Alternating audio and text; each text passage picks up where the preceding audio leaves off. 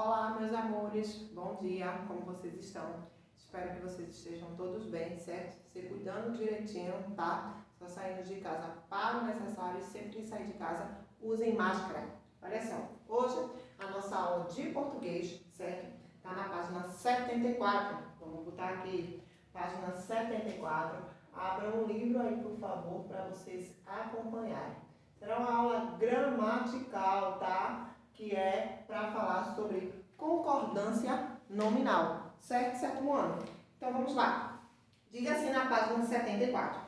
Leia esta frase e faça o que se pede. Vamos lá? Fiquem com o lápis perto, tá? Porque algumas questões aí eu vou dando dica para vocês botarem aí as respostas, certo? Então vamos lá. Para os brasileiros entrevistados, a felicidade depende da postura do próprio indivíduo. Letra A. Sublinhe os substantivos presentes na frase. Então, vocês vão sublinhar aí na frase. Brasileiros, felicidade, postura e indivíduo, tá? Esses nomes vocês devem sublinhar. Passa o traço. Brasileiros, felicidade, postura e indivíduo, ok? Letra B. Em que número esses substantivos estão? No singular ou no plural? Então, vocês vão botar. Brasileiro está no plural. Os demais, felicidade, postura e indivíduo, tá no singular, tá, gente? Brasileiros está no plural. Os demais, felicidade, postura e indivíduo, está no singular. Letra C. Agora circule as palavras que não sejam verbos, situadas imediatamente antes dos substantivos e após eles. Aí vocês vão circular aí. Os entrevistados, da, do e próprio, tá? Então, vocês devem sublinhar. Os entrevistados, da, do e próprio, certo? Letra D. Como esses termos são classificados? Vocês vão botar. Os é artigo. Botem aí. Os é artigo. Entrevistado é adjetivo. Entrevistado é adjetivo.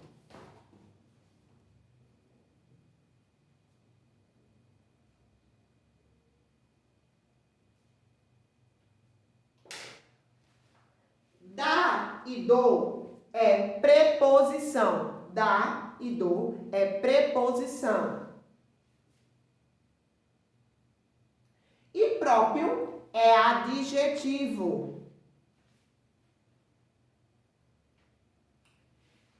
Veio um erro aí, né? Tem letra D de novo. A segunda letra D diz assim. Em relação ao substantivo que essas palavras acompanham, pode-se afirmar que, aí vocês vão marcar, elas concordam com eles, variando em número e em gênero. Então, aí vocês vão marcar o X no segundo quadrinho, pessoal.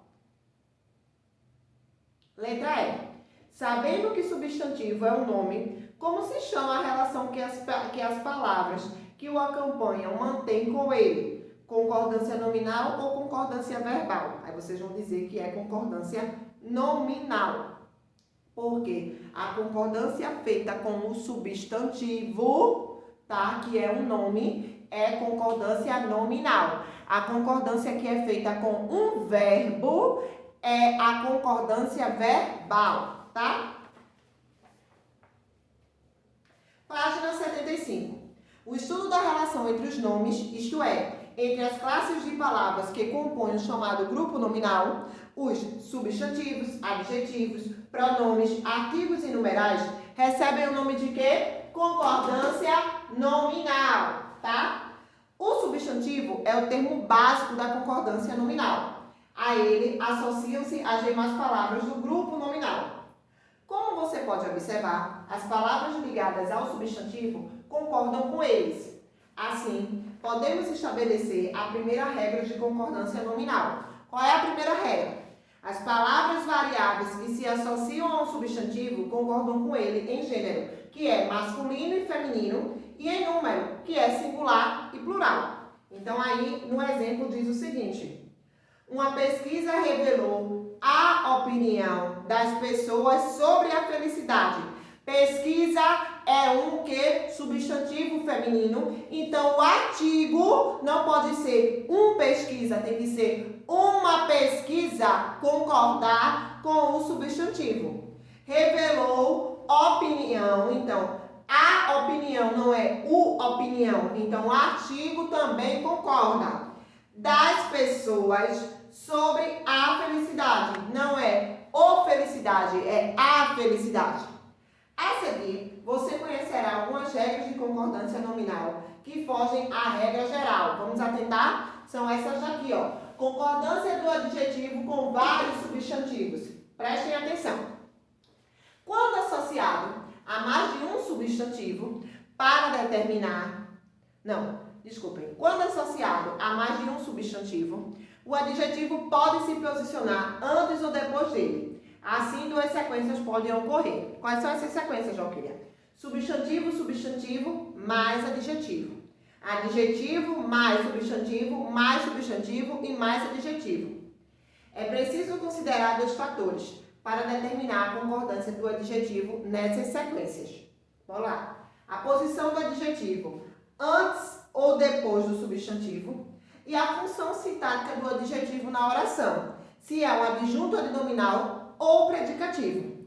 Considerando esses fatores, observe a seguir as possibilidades de concordância do adjetivo. Vamos lá. Quando o adjetivo está na função de adjunto adnominal. Vamos lá. Primeiro, leia esses exemplos e faça o que se pede. Primeiro, brasileiros e brasileiras entrevistadas consideram-se felizes. Segunda frase, brasileiros e brasileiras entrevistados consideram-se felizes. Letra A. Em relação à concordância nominal do termo em destaque entrevistadas e entrevistados, o que você nota nesses enunciados? Eles estão fazendo, botem aí, eles estão fazendo, bora lá, concordância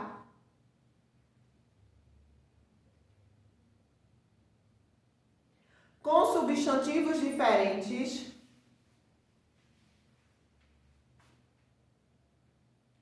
na frase. Entrevistadas está fazendo, essa parte não precisa copiar, tá? Entrevistadas está fazendo concordância com brasileiras. E entrevistados está fazendo com brasileiros, tá?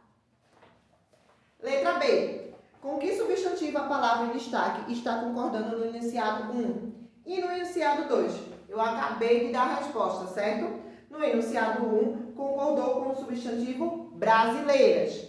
E no 2, com brasileiros.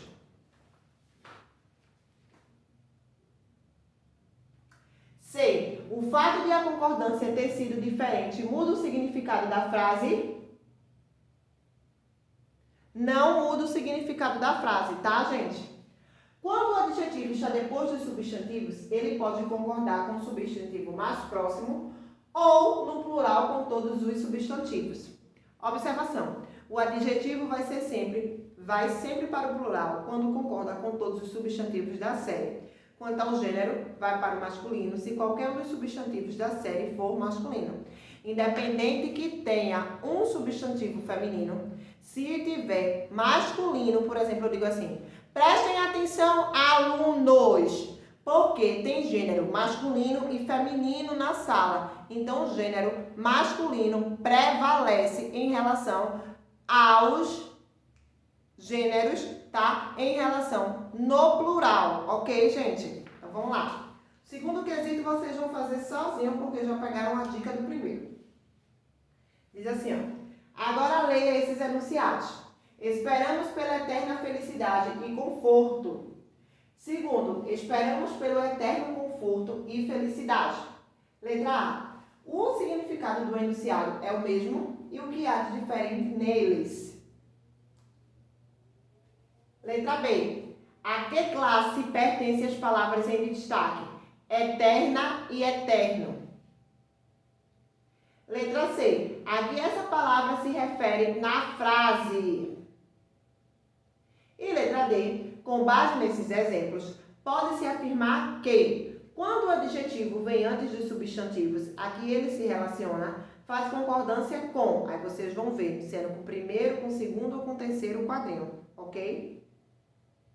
Aí diz assim, quando o adjetivo vem antes dos substantivos, ele só pode concordar com o substantivo mais próximo. Observação, às vezes existe uma limitação imposta à concordância do adjetivo com todos os substantivos em razão do sentido lógico do enunciado. Veja esse exemplo. Faça doações e trabalho voluntário. O adjetivo aí, voluntário, está concordando com o substantivo trabalho, tá? Então, ele só pode concordar com essa única característica, certo? Aí, agora, a gente vai ver o adjetivo na função de predicativo. No primeiro quesito, diz assim, leia estas frases. Primeiro, a ansiedade e a depressão são prevenidas com a prática de esportes. Segundo, o prazer e a alegria são passageiros. Letra A. Qual é o sujeito desses enunciados? Como ele se classifica e por quê? Na frase 1 é ansiedade e depressão. Na fase 2 é prazer e alegria. E eles são o que, gente? Muito bem, sétimo ano. Sujeito composto. Por quê? Porque apresentam 2 núcleos, certo? Vocês estão de parabéns. Prestem atenção. Na página 77 para a gente continuar. Letra B. A função da palavra em destaque nesses enunciados é prevenidas e passageiros. Um objeto direto, um objeto indireto ou predicativo do sujeito. Muito bem, quem falou predicativo do sujeito. Letra C. Com que substantivos a palavra em destaque faz concordância? Eles fazem concordância com o núcleo do sujeito. Ansiedade e depressão, prazer e alegria. Não é assim, pessoal? Quando o adjetivo vem depois dos substantivos, o adjetivo deve concordar no plural com todos os substantivos, certo? Segundo quesito, leia estes enunciados. Primeiro, é penoso o sucesso e a vitória. Segundo, são penosos o sucesso e a vitória. Letra A. Qual é o sujeito desses enunciados? Como ele se classifica e por quê? Como eu já dei a resposta do primeiro, o segundo vocês vão fazer sozinhos, certo? Letra B. Essa frase está em ordem direta ou inversa? Lembrando a vocês que a ordem direta da frase, já dei a resposta, é sujeito e predicado. A ordem inversa é predicado e sujeito, tá? Então, vejam aí se está em ordem direta ou inversa. Letra C. Qual é a classificação morfológica e sintática da palavra em destaque? Penoso e penoso, tá? Letra D. Nos dois enunciados, a palavra em destaque faz concordância da mesma forma? Explique. Letra E. Considerando que o enunciado é o mesmo nos dois casos, explique a regra de concordância nominal quando o adjetivo com valor de predicativo do sujeito estiver antes dos substantivos, que são núcleos do sujeito composto, tá? Quando o adjetivo estiver antes dos substantivos, pode concordar com o substantivo mais próximo, ou no plural, com todos os substantivos. Observação. Comparando esses dois exemplos, é possível perceber que a mesma concordância de número, singular e plural, se aplica ao verbo de ligação. Aplica-se também ao predicativo. Dessa forma, temos, prestem atenção, verbo de ligação no singular, predicativo do sujeito também no singular. Verbo de ligação no plural, predicativo do sujeito também no plural. Isso aí serve para vocês responderem a letra E, tá, pessoal?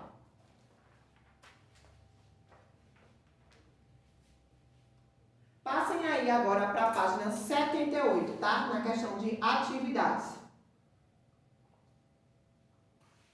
Os infográficos que você analisou ao longo desta unidade fazem parte de uma reportagem sobre o lançamento do livro Florescer, de autoria de Martin Seligman, americano considerado o mestre da psicologia positiva. Leia a seguir a entrevista concedida por ele, que também acompanham a reportagem. O Mito da Felicidade, publicada pela revista Época. Aí tem assim, a entrevista, Martin Seligman. Quem é? Nascido em 1942, em Albany, Nova York, Martin Seligman tem 7 filhos e 4 netos. O que fez? Ex-presidente da Associação Americana de Psicologia, é criador da psicologia positiva. O que ele publicou? Mais de 20 livros, entre eles Felicidade Autêntica, de 2002, e Florescer, de 2011. Aí agora a revista Época diz assim, que é florescer, questiona o papel da felicidade que o Senhor antes defendia. O Senhor está renegando sua própria teoria? Aí o entrevistado, que é Martin Seligman, responde, minha ciência sempre foi um trabalho em construção. Não estou renegando, apenas corrigindo e ampliando o que fiz antes. Renegar é uma palavra forte demais, já que fazer ciência é mudar de ideia. A revista pergunta, qual é a principal mudança? O entrevistado responde, deixar de entender a felicidade, as emoções positivas, como objetivo final comum, como único fator no qual as pessoas baseiam suas escolhas. Em vez disso, há 5 objetivos: felicidade, relacionamentos, propósito, engajamento e realizações. Se você pensar no avião, não há um único número que diga como ele está. É preciso checar altitude, velocidade, nível de combustível e temperatura. De maneira semelhante, os humanos são muito complicados e não dependem de um único fator. A revista pergunta, não é o caso, então, de ampliar o que entendemos por felicidade? Ele responde, é preciso restringir o conceito de felicidade. Perseguir sua felicidade é enganoso, não que seja contra a minha sorridente perpetuada por Hollywood, mas as emoções positivas só são parte do que motiva as pessoas. A revista diz o seguinte, a personalidade é o fator mais importante para a felicidade. Como ela influencia nossa capacidade de florescer? O entrevistado responde do seguinte, um de meus principais interesses é a resiliência, a capacidade de recuperação quando algo de ruim acontece. Descobrimos que a personalidade ajuda a preservar quem, diante de um desafio, vai ficar deprimido ou crescer. Em geral, os otimistas são aqueles que superam as dificuldades. Não importam os fatores externos, mas quanto você considera que a dificuldade é temporária e a realidade mutável. Na revista Época perguntam assim, página 79. Quem é pessimista também pode florescer? Seligman respondem assim.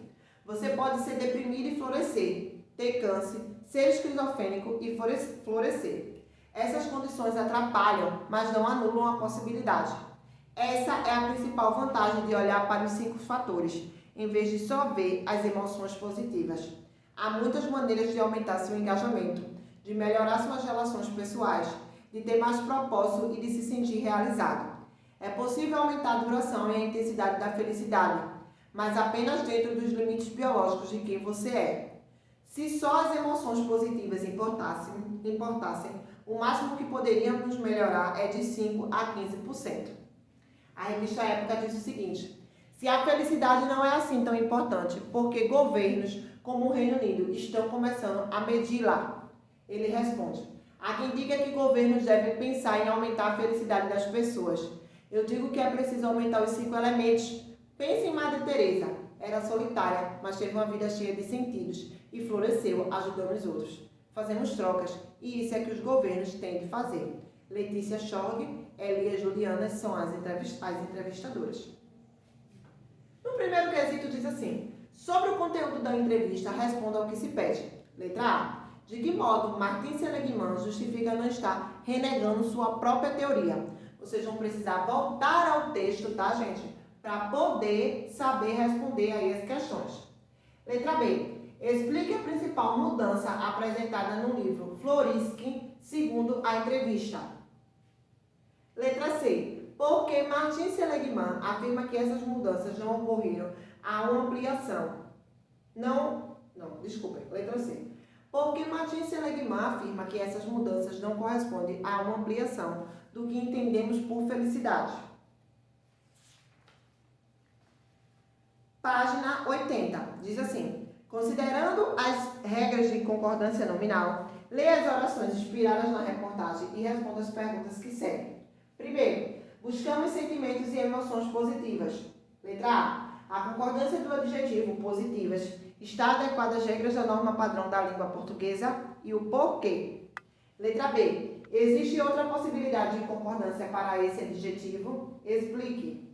E letra C. Como seria feita a concordância desse adjetivo se ele estivesse antes dos substantivos?